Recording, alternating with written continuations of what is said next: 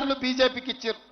2014, 2019, 2023 3 సార్లు బీజేపీ ఎంపీని గెలిపించారు. 2014, 2018, 2023 బీఆర్ఎస్ ఎమ్మెల్యేని గెలిపించారు. మీ సమస్యలు తీరినాయా? మీ సమస్యలు తీరినాయా?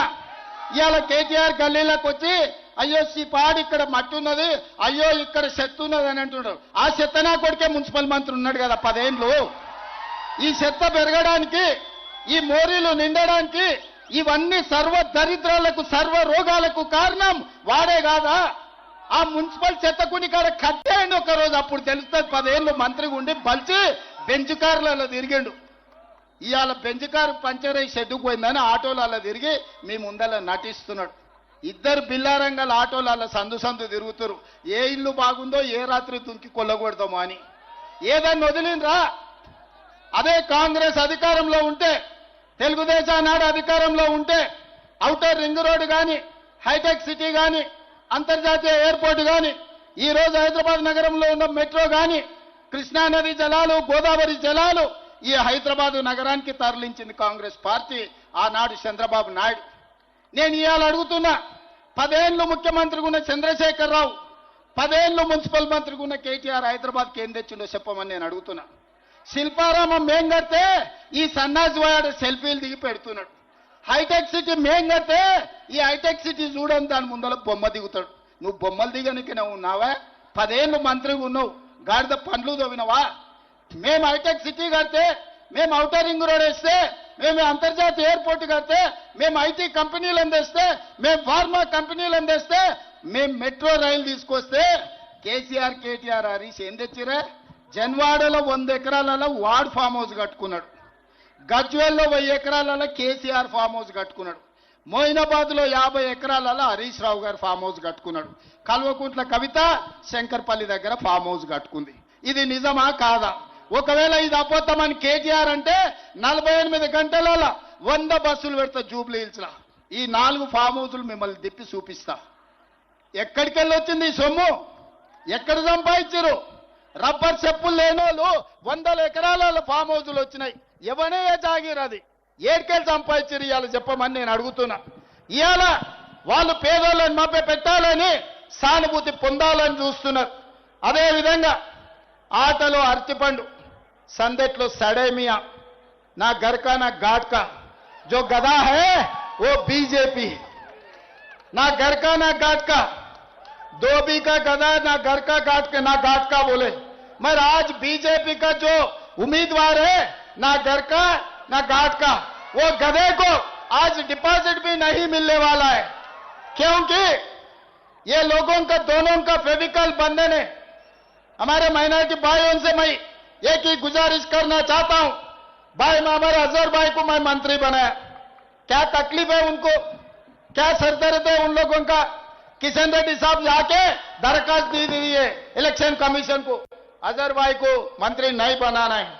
भाई तुम कैसे भी नहीं बने, तुम कुछ नहीं दिए।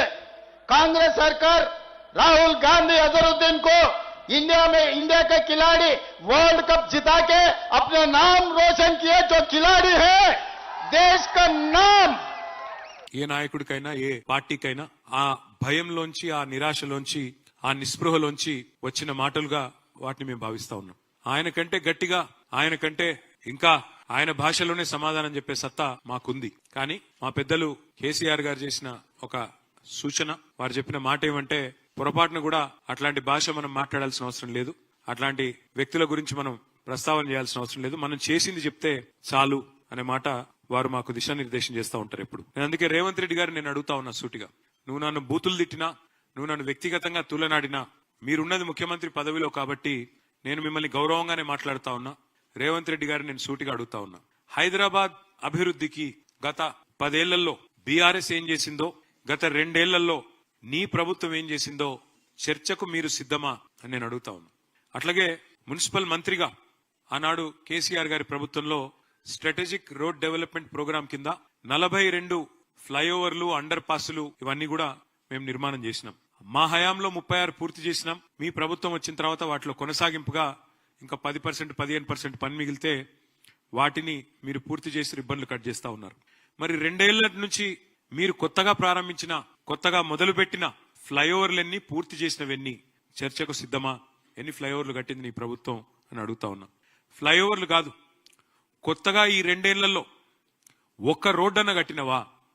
10 ఏళ్లలో మా ప్రభుత్వం దాదాపు 100 లింక్ రోడ్లు నిర్మాణం చేసింది.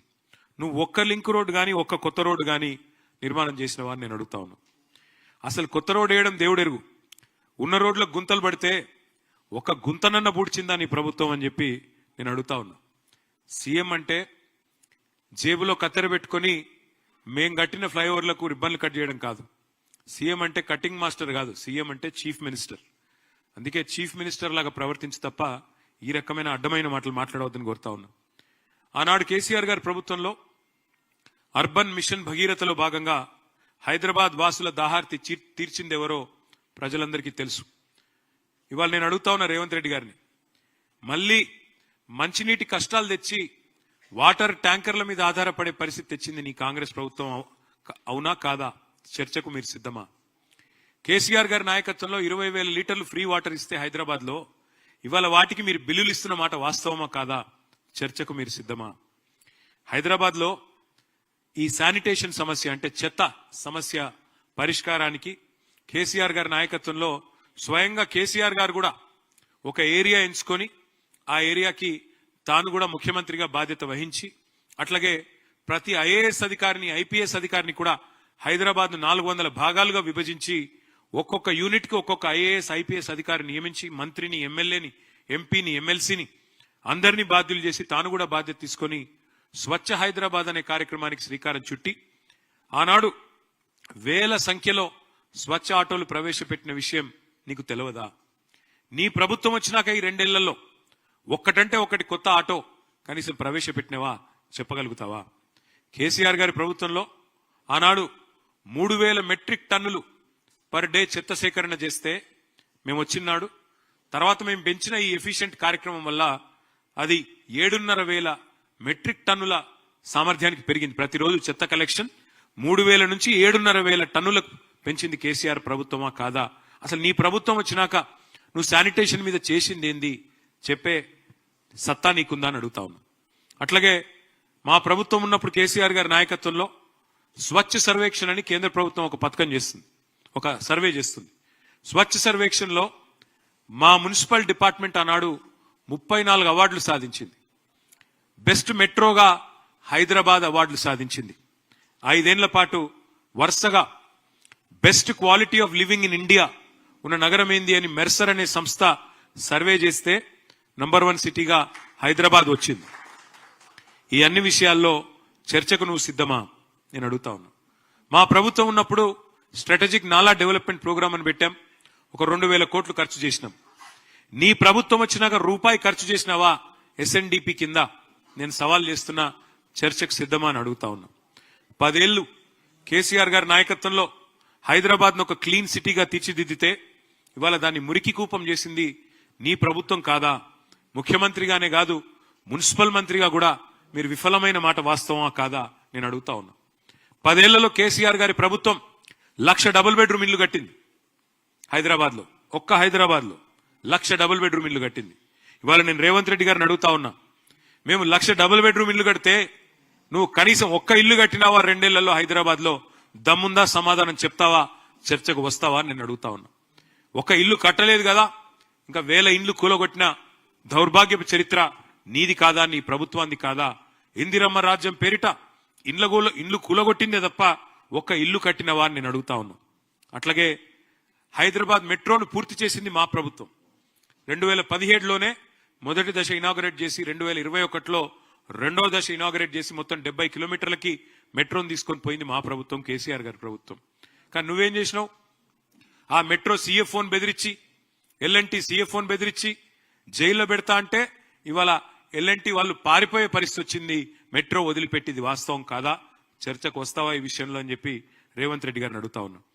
ఒకనాడు కాంగ్రెస్ ప్రభుత్వం ఉన్నప్పుడు పవర్ హాలిడేలు పారిశ్రామికవేత్తలకు, వారానికి 2 నుంచి 3 రోజులు పవర్ హాలిడేలు. ఆ పరిస్థితి తీసేసి 24 గంటలు నాణ్యమైన కరెంట్ ఇచ్చింది కేసీఆర్ గారి ప్రభుత్వం.